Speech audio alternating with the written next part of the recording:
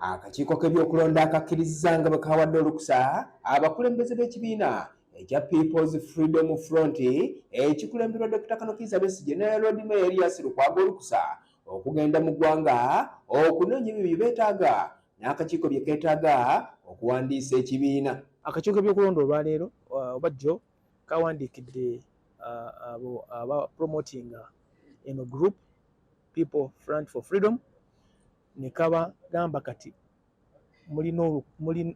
bazijeewo akawuwo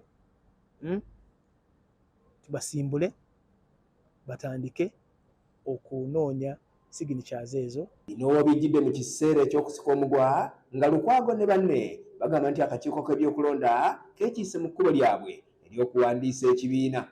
Omwogezi w'akakiiko k'ebyokulonda Julius Muchunguzi agamba nti bano akakiiko kabawadde ebbaluwa entongole ne bakkiriza okugenda mu ggwanga lyonna okunoonya obuwagizi n'ebyetaago ebyetaagisa okuwandiisa ekibiina kyabwe kyokka n'awakanya ebibadde byogerwa nga bigamba nti ekibiina kino kyawedde dde okuwandiisa ng'agamba nti zino mboozi za byabufuzi. Akakiiko k'ebyokulonda nga bakiweereza group eri eyajja wano ng'eyagala okuwandiisa ekibiina ky'ebyobufuzi kye bayita People Front for Freedom. Ebbaluwa eyo eddamu endala gye baali bawandiika ng'eddamu eyaffe. Ebbaluwa ewandiikirwa ebaweererwa olwaleero oba jjo ebalaga mitendera ki gye balina okuyitamu mu butongole okuwandiisa ekibiina ky'ebyobufuzi. Dr. Kizza Besigye ne Erias Lukwago Lord Mayor kati balina emyezi 6 gyokka okunoonya emikono okwetooloola eggwanga lyonna okuva mu disitulikiti kumpi ezisoba mu 100 kw'ossa okusasula ensimbi n'obukwakkulizo obulala balina okutuukiriza ekibiina kyabwe akakiiko k'ebyokulonda okukkiriza okkiwandiisa. Era nga bino bwe banaba tebabituukiriza ng'omwogezi w'akakiiko k'ebyokulonda bw'agambye ekibiina kyabwe si kyakuwandiisa. Nga bagendera ku tteeka lye bayita Political Parties and Organization Act y'2005 nga ly'etteeka erirungamya ngeri ki ebibiina by'obufuzi mu Uganda birina okuwandiikibwamu. Ebbaluwa eyo ekootinga oba esinziira ku kawaayiro akali muno mu tteeka eryo ak'omusanvu akalambika biki ebirina okubeera ne application n'okusaba okwo bw'oba owandiika okuwandiisa ekibiina ky'obufuzi ng'ekimu kiri nti olina okuwandiikira akakiiko mu butongole ng'okozesa foomu gye balaze ate nayo tugibawadde foomu gye balina okukozesa.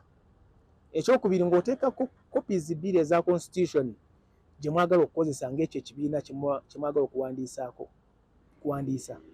Ekyokusatu ng'olina okuteekako list olukalala lw'abalonzi okuva at least 50 okuva mu bitundu 2/3 2/3 ebya districts z'eggwanga ziri mu ggwanga. Akakiiko k'ebyokulondera kawandiikidde ebitongole by'okwerinda okuli poliisi ebbaluwa nga kabiragira okuwa Dr. Kizza Besigye ne Lukwago omwagaanya okukola omulimu gwabwe gw'okwogeraganya n'abawagizi baabwe okutuukiriza ebigendererwa byabwe.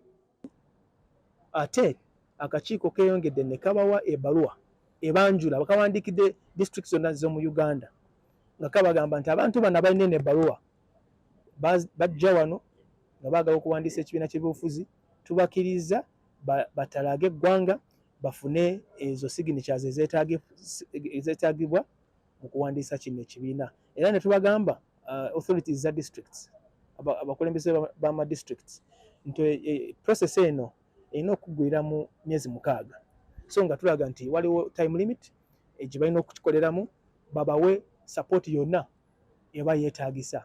Bano nga bamaze okutalaaga eggwanga libana babajjeeyo akakiiko k'ebyokulonda okusinziira ku mateeka kagenda kusooka ku byekenneenya kinnakimu okukakasa nti byonna bituukiridde. Olwo bwe binaaba tebituukiridde kabigobe. Tandike process eno kati twakatandika kati process yakatandika kuba bwe babikomyawo byonna ebyo then akakiiko k'ebyokulonda kajja kubitunulamu mu constitution katunule mu signatures ze baleese katunule kati era mu slogans katunule mu langi katunule mu byonna ebyo kababuulire ki ekiddako. Omwogezi w'akakiiko k'ebyokulonda era atubotoledde n'ekyama nga bwe waliwo ebibiina ebirala 7 ebiri mu keetereekerero ak'okunoonya ebyetaagisa okubiwandiisa mu butongole